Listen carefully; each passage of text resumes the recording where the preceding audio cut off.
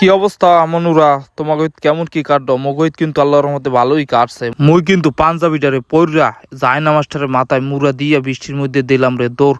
ও মা এদিকে দেখিয়া কি ঈদগায় নামাজ পড়মু, হ্যাঁ দিহান ঘরের মধ্যে নামাজ পড়া লাগবে। বর্তমানে এলো হুক না কাল নামাজ পড়বো হইলো ঈদগা মাঠে, আর নামাজ পড়া লাগতে আছে ঘরের মধ্যে। সবই নিয়তির খেলা, কিচ্ছু করার নাই রে ভাই। নামাজ তো পড় গাইলাম, ছোট ভাই বেরোদার গুলো যদি একটু মজ মাস্তি না করি হেলে কি আর হয়। ঈদের দিন 2 লিটার পানি আনছি মোর বড় ভাইদার আইন গিয়া হিয়া পোলা পান্ডে কইছি খা জমের খাওয়া পর্দারি মিয়ার বড় সর্দারি, বোঝেন তো খেলা। নে গেদু তোরা খাবি না আর খাবে কেটা? এ বাটা কামটা তুই হল্লি কি না? কামটা কিন্তু একসাথে অঠিকই হয় নাই, কারণ ওই একটু আগে খাই, ওর আবার খাওয়া লাগবে। তাই বেশি খাইতে চাইছি, ওরে বেশি খাওয়াই দিয়ে যা। এ গুড়াগাড়া এদিকে আই দিহি মগত হইয়া আল্লাহর বড় ভাইরে খাইতে আছে, ল দিয়ে একটা হানা দিয়ে আসি। বড় ভাই গোতা যদি একটু না খাই হেলে কি আর ঈদটা অজম হইবি? আনে বড় ভাইরে কয়ে তোরা দাঁড়া, মোরা আগে একটু খাইলই হেরপর তোকে দিতে আসি। যাও এক ডোক খাইয়েন, বেশি খাইয়েন না, মোরা কিন্তু অনেকগুলো আছি।